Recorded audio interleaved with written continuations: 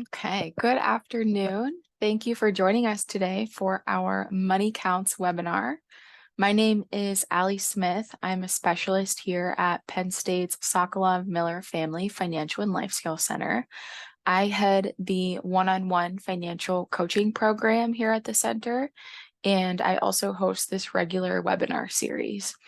Aiden Kamowski is also here with me today. He is one of our financial literacy ambassadors, and he will be in the chat throughout today's webinar, posting some helpful links to different resources and also answering any questions that you have as we go.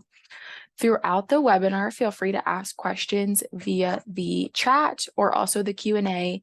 Aiden's going to be manning the chat, and I'll go ahead and take a look at the Q&A at the end when we're wrapped up with the content. For those of you who are joining from the SMEAL Ethical Leadership Challenge, I will post that QR code at the end of the webinar as well. Today, our topic is debt management. And according to recent data, Americans have more debt than ever. So we're going to explore different ways that you can address and also get rid of debt today.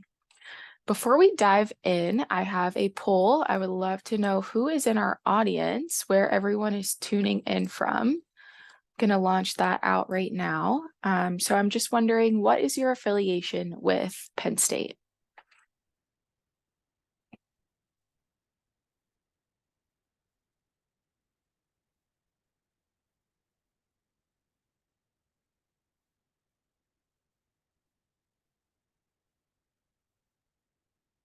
It looks like we have got undergraduate students, staff and faculty, and alumni, a good mix.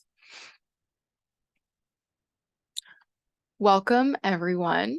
Thank you for being here. I hope you get some value out of today's webinar and walk away with some direction on how you might manage any debt that you have.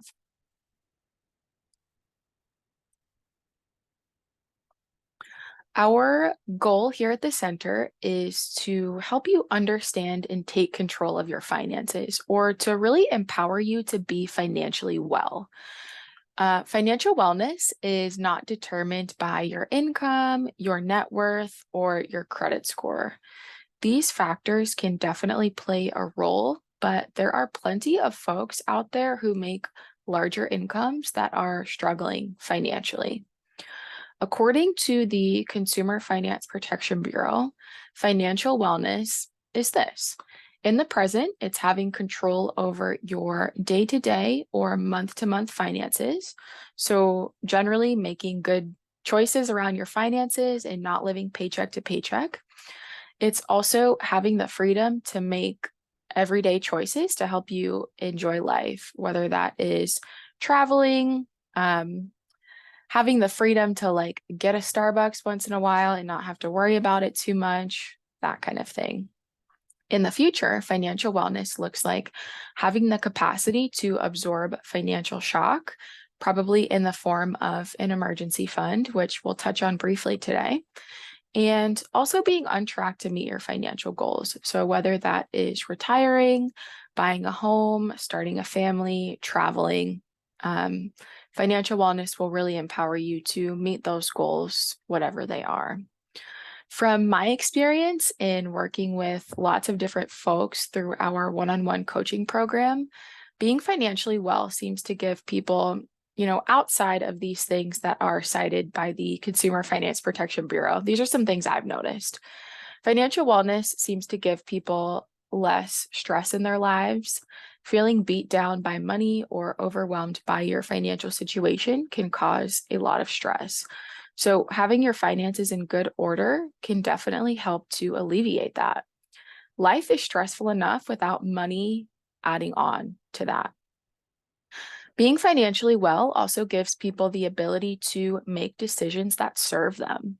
Like they're no longer tied to things that aren't serving them because of money. So I think of like a toxic job environment or maybe a bad relationship. Financial wellness empowers people to leave those situations. And it also gives a sense of personal empowerment and independence. I'll share a quick story. There's a young woman I've been working with through our one-on-one financial coaching program. We've been working together for a few months, working on building her budget, paying down some credit card debt, and establishing some savings. And last time I met with her for a check-in, she shared with me that in September, her paycheck didn't come through due to an admin error. And because she had been working on her savings and establishing that emergency fund, she was able to kind of pay herself in that time and, just hang in there basically until her paycheck came through towards the end of the month. And that was something she couldn't have done a few months ago. And she felt so proud and empowered and just really good that she didn't have to rely on anyone else in that situation or ask anyone else for money. So these are all good things, right? We all need less stress in our lives.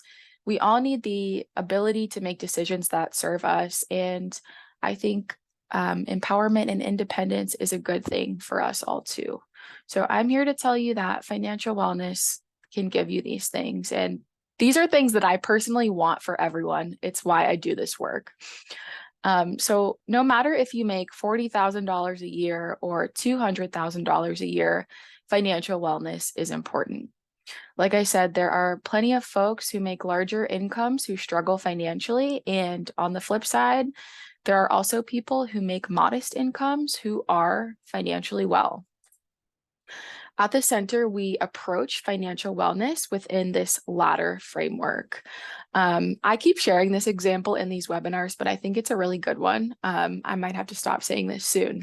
But recently, a few weeks ago, I helped my husband install a gutter on our garage. And from my experience climbing up the ladder on the side of the garage, here's what I know to be true about climbing a ladder. First of all, we want a stable base. We don't want our ladder to be like teetering on the edge of something, and we don't want it to be slanted, right?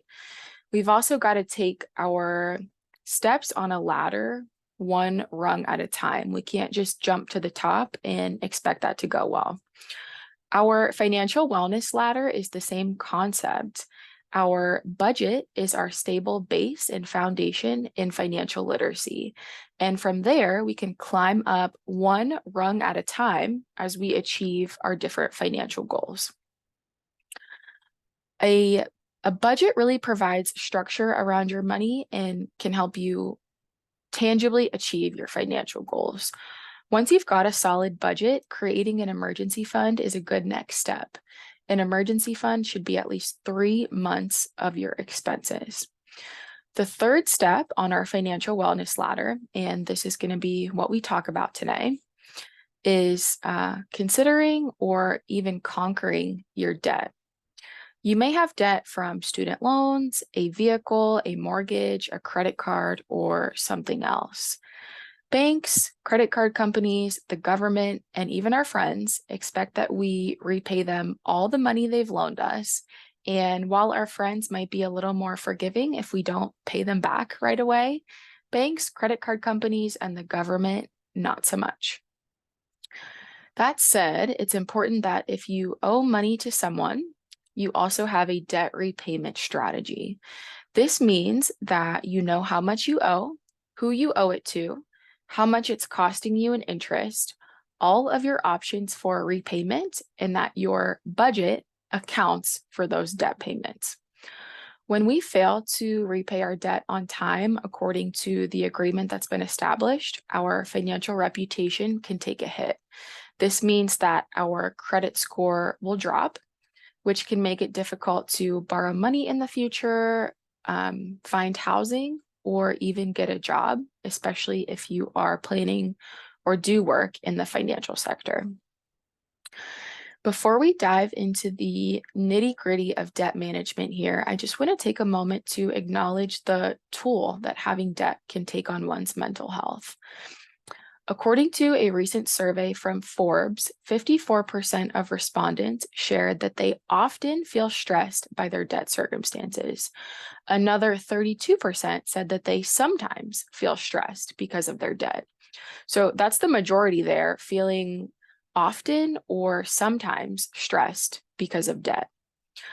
As a result of debt-related stress, 48% of respondents reported experiencing sleep difficulties, 40% noted an increase in anxiety levels, 38% reported a diminished social life, and 34% indicated that they have depression. So these responses make it clear that debt doesn't just affect our wallets. It has an enormous impact on our mental well-being, making it even more important to find ways to cope and seek help when needed. American credit card debt recently surpassed $1 trillion. This is the highest it's ever been. This number averages out to almost $8,000 per credit card holder, so this is very significant. This Forbes article, and I see Aiden put a link to the article in the chat. Oh my goodness. If you want to take a look at that full article, it cited some common reasons why we found ourselves more and more tangled in debt these days. 55% of respondents cited economic circumstances as the principal factor driving them into debt. 48% of respondents attributed their debt to the pervasive influence of marketing and consumerism. 42% identified difficulties in tracking and controlling their spending as a primary reason for their debt burden. So having a plan to get out of debt or a repayment strategy can provide some light at the end of the tunnel. We're going to dive into some tactical strategies to help reduce debt today, but I think it's also really important to address the why behind going into debt in the first place. So the majority of the people who answered that survey cited inflation or economic circumstances as the reason for them recently going into more debt. And I mean, we know that items like food and housing are more expensive than ever. Personally, I know that I've had to reorganize my budget multiple times to account for these rising costs. So increasing my food and transportation budget, and unfortunately decreasing my fun budget. But if I wasn't on top of my finances the way that I am, I would have kept spending in the same way that I always have and ended up overspending because things are just more expensive. And I kind of think that's what's happening right now. Things cost more, but people haven't changed their spending habits or reorganized their spending plans to account for this increase in cost. The second highest reason people had cited for going into debt or being in debt was advertising and consumerism. And if this is something you struggle with, I would encourage you to implement an impulse spending rule. So I talk to a lot of folks in our one-on-one program about this like impulse spending rule, and I think it works really well. So here's how it works. If you are going to spend more than X amount, you kind of have to figure out like what in your life, in your budget, is an amount that you should not be impulse spending on. If you're going to spend more than X amount on anything that you have not planned for, delay this purchase. Force yourself to sleep on it or wait at least a day and then revisit. Ads are really good at making us feel like we need this thing and we need it now, or we might just die. And I can tell you that's not the case. So for me, that number's $50. Anything more than $50 that presents itself as this is something that you really need and you need it now, I will not impulse buy that thing. I force myself to wait a day, revisit it, and oftentimes when I come back the next day, I'm like, oh my gosh, like I don't need that. That's not worth this amount of money to me. So if you're someone who struggles with impulse spending, think about what that number is for you and implement that hard impulse spending rule in your life. Just delay that purchase and come back to it at a later time. If you're someone who has difficulties tracking your spending, like a good amount of folks mentioned in that survey, I would encourage you to build a budgeting habit. If you don't have a budget in some sort of system to track your spending, making certain you're not spending more than you earn each month, that's a really good place to start. Our last webinar was building a better budget, and that's been recorded and it's up on our YouTube page for you to watch. Our budgets are the base of our financial wellness ladder for good reason. So if you're struggling with debt and you don't have a budget, please give that a watch. It'll walk you through the process of building one. There is a link in the chat to that video. And emergency fund is also essential in helping prevent going into debt. Your emergency fund, again, should ideally be at least 3 months of your expenses. The first thing you've really got to do here is address the why behind the debt. And hopefully I've just given you some good tips to help with that. Some of these things are easier said than done. I totally get that, but you've got to start somewhere. So after that, after you've kind of thought about the why behind the debt and taken some steps to address that, here are some steps to help you address the actual debt itself. The first thing to do is make a list of all of the debt that you have and their associated interest rates. Next, it's important to learn about the options that you have for repayment of each debt, like what repayment plans are available, if you could consolidate or refinance to save some money, or if you might need to take more drastic action. The third step is to adjust your budget if needed to begin making these required minimum monthly payments. And then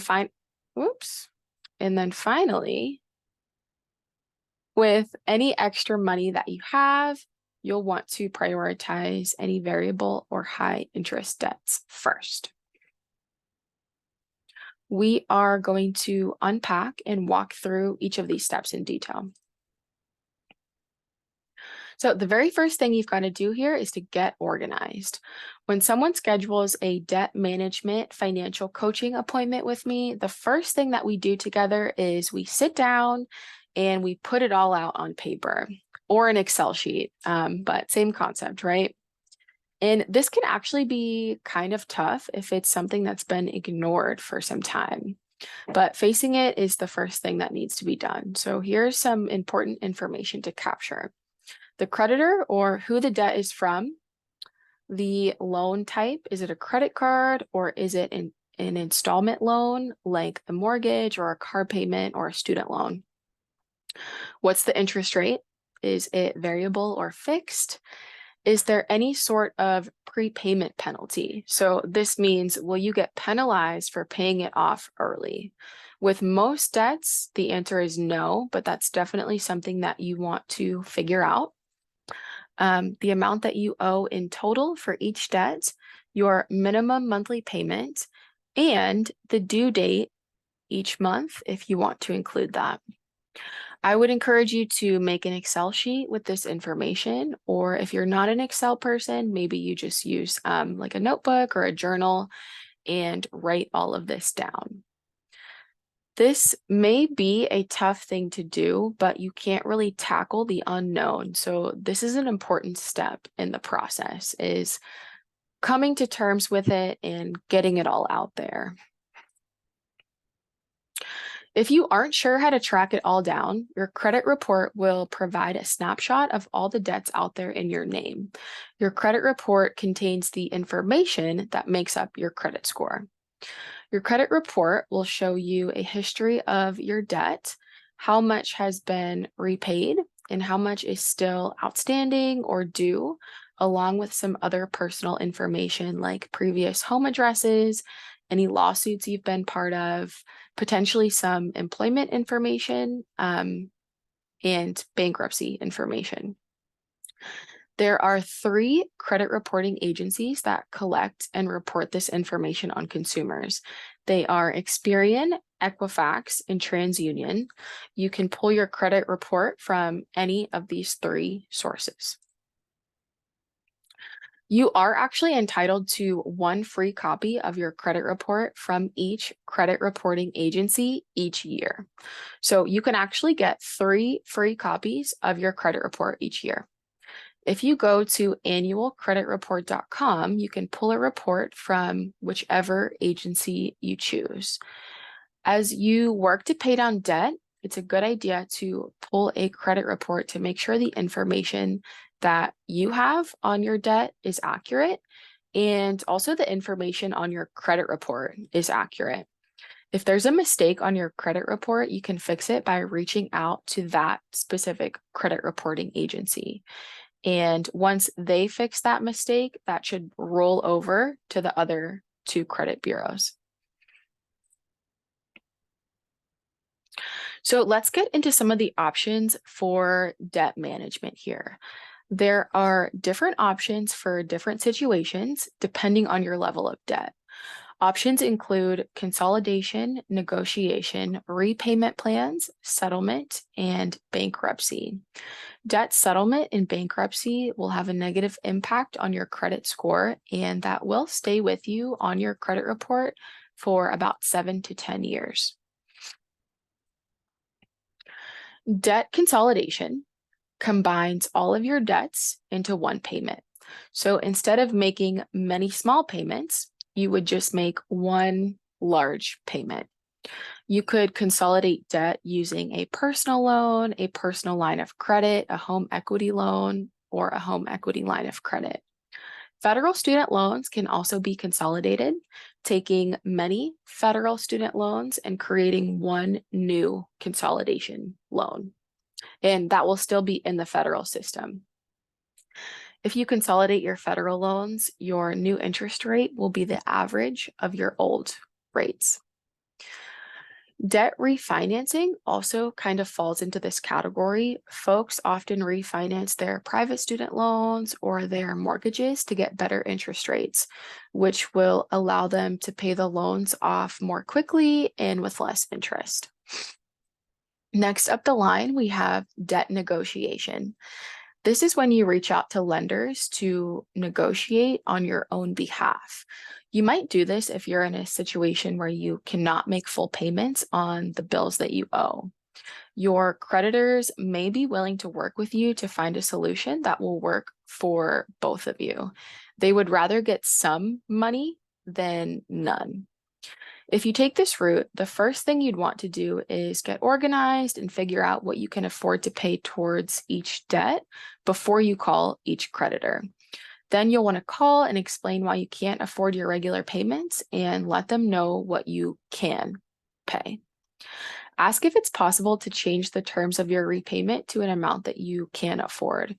This could look like extending repayment length so your payments are lower, asking them to lower the interest rate, or in certain circumstances, the lender might be willing to accept less than the total amount that you owe. But make sure you fully understand the repercussions if they settle for a lower balance, because this may show up on your credit reports and negatively impact your credit score. This negotiation process may take multiple phone calls, and it might take multiple phone calls before you come to an agreement with creditors. And they're also not obligated to accept anything that you're proposing to them. A debt management plan typically allows for some restructuring of debt. These plans are overseen by a credit counseling agency, which negotiates with your creditors on your behalf to create new payment plans. Getting on a debt management plan can make it easier to afford your debt payments and avoid the negative impacts of defaulting on loans or credit cards or declaring bankruptcy. Debt management plans can be a good step before debt settlement or bankruptcy because they won't directly affect your credit.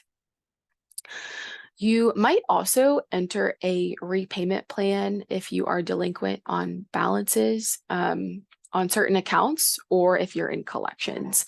If you're in this situation, contacting your lender or the collections agency and setting up a payment plan that you can afford will likely allow you to get out of this delinquent state. If you've not paid for a while on these debts, this can be a way to ease back in and reestablish some trust with the lender. Under a debt settlement program, the lender agrees to accept less than you owe them on your debt. This process usually takes 3 to 5 years to complete, and that's because you'd have to save up the money to offer the creditor the portion of what you owe. This step should be a last resort before bankruptcy, as it will affect your credit for 7 to 10 years. And ultimately, bankruptcy should be the very last resort, as it badly affects your financial reputation and your credit score. So be sure to consider all other options before you go this route. Bankruptcy can be done in filing liquidation, which is Chapter 7 bankruptcy, or reorganization, which is Chapter 13 bankruptcy. Student loans are actually not dismissible by bankruptcy, so even if you go this route, you'd still need a plan to keep you in good standing on your student loan repayments. The good news is there are lots of options when it comes to federal student loan repayment. There are 2 types of payment plans for federal student loans. There are year-based plans and income-based plans.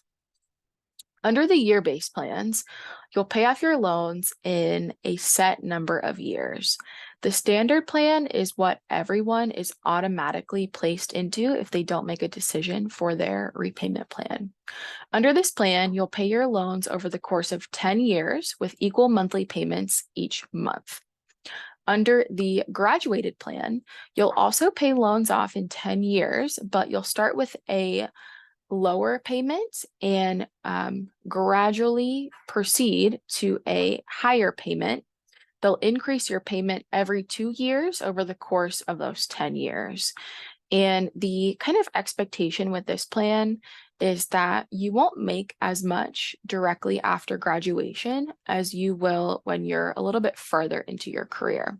So those jumps up in payment every 2 years hopefully are affordable in that way. There's also the extended standard plan and the extended graduated plan. This is the same concept as the standard and the graduated plans, but with a 25-year repayment. To qualify for these extended plans, you must have more than $30,000 outstanding in direct student loans. There are also income-driven repayment plans, which base your payments on your income instead of your loan balance. And the newest of these is the Saving on a Valuable Education, or the SAVE plan. This seems to be the Biden administration's solution for student loan debt cancellation not going through. This plan is very different from traditional income-driven repayment plans. And the big difference is that any unpaid interest that you have under the SAVE plan is not added to your loan balance. So, for example, under these income-driven repayment plans, if your loans are accruing $100 of interest per month and your required payment under your income-driven repayment plan is $50 a month, your loans would actually be growing by $50 a month, even though you're making payments. And that's because of that unpaid interest. Under the SAVE plan, that $50 would actually just go away. So in this example, you still wouldn't be making progress on your balance or actually like paying down your balance, but your loans also wouldn't be growing on you, which is what used to happen under income-driven repayment plans. Under all of these income-driven repayment plans, any remaining loan balance is forgiven if they aren't fully repaid at the end of their repayment period, which is somewhere between 10 to 25 years. Most of these plans have a repayment period of 20 to 25 years, but the SAVE plan has possible forgiveness in as little as 10 years for borrowers who had an original principal balance of $12,000 or less. And how it works is the maximum repayment period before forgiveness rises by 1 year for every additional $1,000 borrowed. So, for example, if your original principal balance was $14,000, if you made 12 years of payments under the SAVE plan, you would see forgiveness after those 12 years. There are some more details on the income-driven repayment plans and also the SAVE plan in the chat because they're pretty nuanced. There's a lot of details and different things to know about these plans. But generally, the SAVE plan, I think, is a great thing as we enter student loan repayment this month, actually. I think this is going to end up helping a lot of Americans manage their student loan debt. So when it comes to student loan repayment, you will be required to enroll into a repayment plan after your grace period ends. So for you undergraduate students that are still enrolled in school, of course, you aren't required to make payments on your federal student loans right now. You've got your time in school as long as you're enrolled at least half time, and then you've also got your 6-month grace period. If you don't sign up for a repayment plan before you go into repayment, you'll automatically be enrolled into the standard plan, which is probably one of the more expensive plans. So that's something to be prepared for. To sign up for an income-driven repayment plan or any other payment plan, you would want to visit studentaid.gov, log in, and go through the process there. So moving on to step 3 here. And quick reminder, step 1 was to get organized, right? We need our Excel sheet or our notebook with all of our information. Step 2 is to learn about your options for repayment, which we just discussed a little bit. Now we're on to step 3, which is to adjust your budget to begin making your minimum monthly payments. Your budget might end up feeling like a puzzle. You'll be fitting these minimum monthly payments in along with your other financial obligations like food and housing and healthcare, whatever else you need to pay for. Make a monthly plan for your money that includes your income and everything you need to pay for, including those minimums. A good budget is 2 things.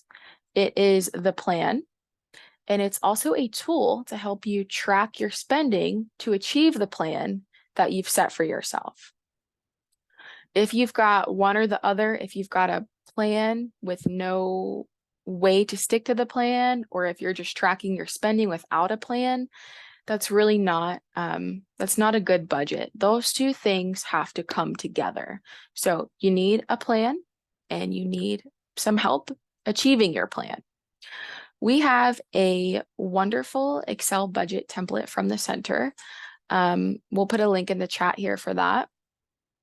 And there are also plenty of apps out there to help you budget as well. Mint is a free app, and it's one of the most popular budgeting apps for good reason. It's a great tool. You Need a Budget, or YNAB, is also good.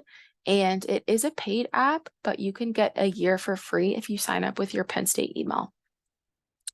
The important thing is that you've got a way to set your financial plan and track your spending to align with the plan. So find some sort of tool that allows you to do this. And real quick, I just want to plug, if you are into infotainment, there is a YouTuber that I love to watch called Caleb Hammer. He's gained a lot of popularity recently, but he does financial audits on real people and helps them work through managing their debt.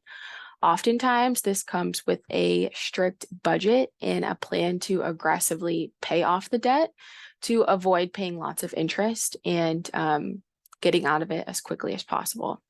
So if you're navigating debt and watching something like this could be motivating or helpful for you, I definitely encourage you to check his videos out. It is Caleb Hammer on YouTube. If you're navigating high interest debt, like credit card debt specifically, it's a good idea to cut back on non-essentials in your budget and use any extra money that you can find in your budget to aggressively pay down the debt. as long as you have an emergency fund established. Generally, a small emergency fund should come before aggressive debt repayment. The more quickly you pay down debt, the less you pay in interest over time. We have a 3-minute video that explains what you can do with extra money and how you might pay down debt effectively and efficiently. There are 2 different strategies.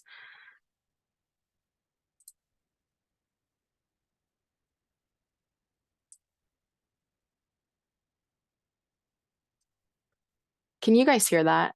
I might have to reshare.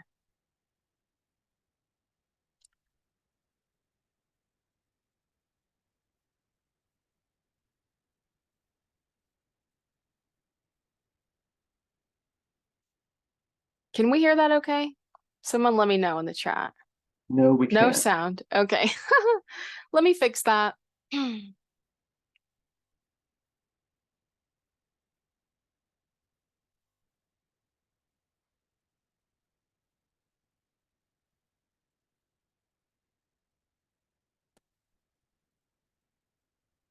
Okay, this should help.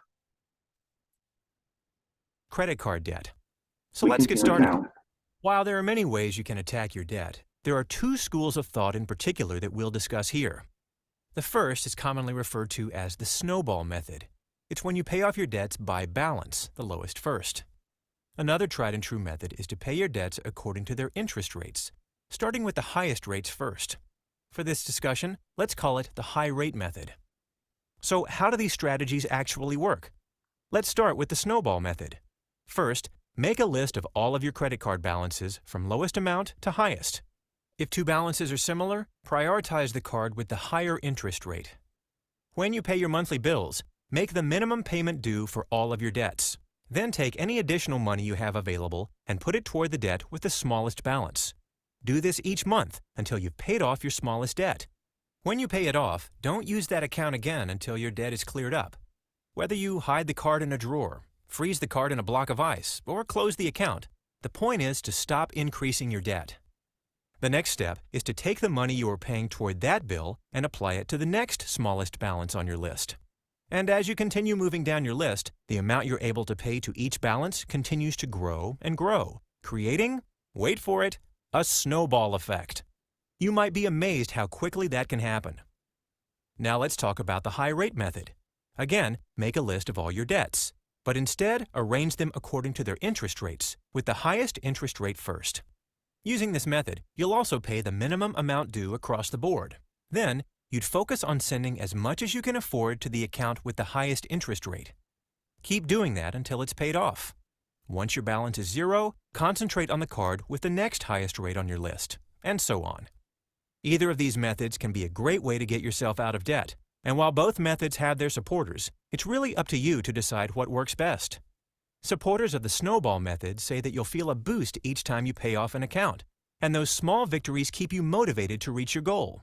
In fact, a study published in the Journal of Marketing Research says that the act of closing accounts after they're paid off, regardless of size, is a better predictor of whether you'll get out of debt in the long run. On the other hand, supporters of the high rate method will tell you that over time, you'll save much more money and get out of debt sooner by paying off your higher interest rate debts first. What's right for you?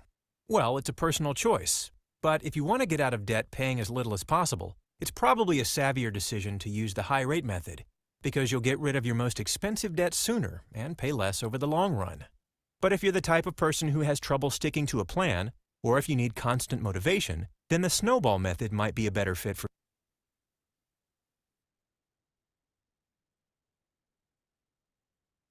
So that video kind of explained the difference between the high rate method, which is also called the avalanche method, and the snowball method. Both are good, both are sound strategies, but you just kind of have to know yourself to know which one might work better for you in this overall process of conquering your debt.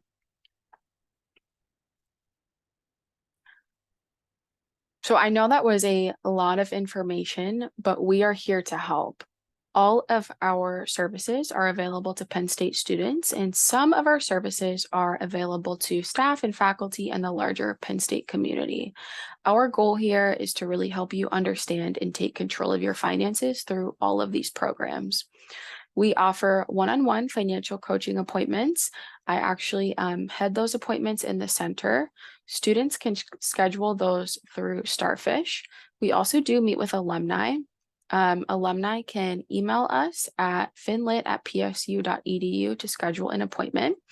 We work with our partners at PNC to offer one-on-one financial coaching to Penn State faculty and staff. So email us if you are interested in that, and we will get you connected. We've also got group presentations and webinars, and those can be scheduled for classes, student organizations and groups, or intramural sports. We've got self-study modules on a variety of different topics in Canvas. Those are open to the public. And we actually do have a debt management self-study module as well. There's a link in the chat for that, if that could be helpful to kind of continue this conversation and continue to dive in here to debt management. Our mentoring program provides a space for current students to connect with an alumni or someone in the Penn State community to receive guidance on financial and life skills. And lastly, I just want to take a minute to plug our newest offering, which is our financial foundations workshops program. We are now enrolling into these for this fall. Our upcoming dates are November 14th, 15th, and 16th from noon to 2 p.m. And that is like one cohort. So if you sign up for our Financial Foundations workshop, we expect and hope that you can make at least 2 out of those 3 sessions. And this is really an opportunity to get hands-on with your finances. So instead of learning about budgeting like you would in a presentation or a webinar, you're actually going to build and work on your own budget with support from financial educators from our center. Instead of learning about your credit score, you'll check your own credit score and actually pull your credit report. These workshops are open to students, and they're also open to faculty and staff. And again, if you do sign up for these, we ask that you can please make at least 2 out of the 3 sessions. We are also hosting public service loan forgiveness webinars on the 24th of October. So that's next Tuesday. We're hosting these at 10 a.m. and 3 p.m. If you already work or plan to work in the public sector, like a nonprofit or government-based organization, you likely qualify for public service loan forgiveness for your federal student loans. Full-time staff members at Penn State qualify for this too. So under this program, quick recap here, under this program, you are required to make 10 years of payments under a qualified payment plan while working for a qualified employer. And after 10 years of payments, the remainder of your loan balance is forgiven. So tune into our webinars to learn more. We're going to be sharing the same information in both of these webinars. We're just offering 2 different times to really meet as many folks as we can. And there is a link in the chat to sign up for these webinars. If you're interested, we encourage you to share this with folks in your offices as well for faculty and staff who are watching today. We really are trying to get the word out to help as many people as possible with their loans. So that is all we had for you today. Thank you for attending. Here's our contact information, our website, and our email. If you'd like to give us some feedback on today's webinar, we would really appreciate it. If you scan the QR code here, it will take you to our survey where you can give us some feedback. And we will also drop a link in the chat for the survey as well. Thank you so much for attending today's webinar. I'm going to get to questions here in just a minute, but our next webinar is in 2 weeks, and the topic is all about credit. So if you join us on October 31st, which is Halloween, we'll talk to you about credit. We're hoping to make credit a little bit less spooky, even though it's on Halloween.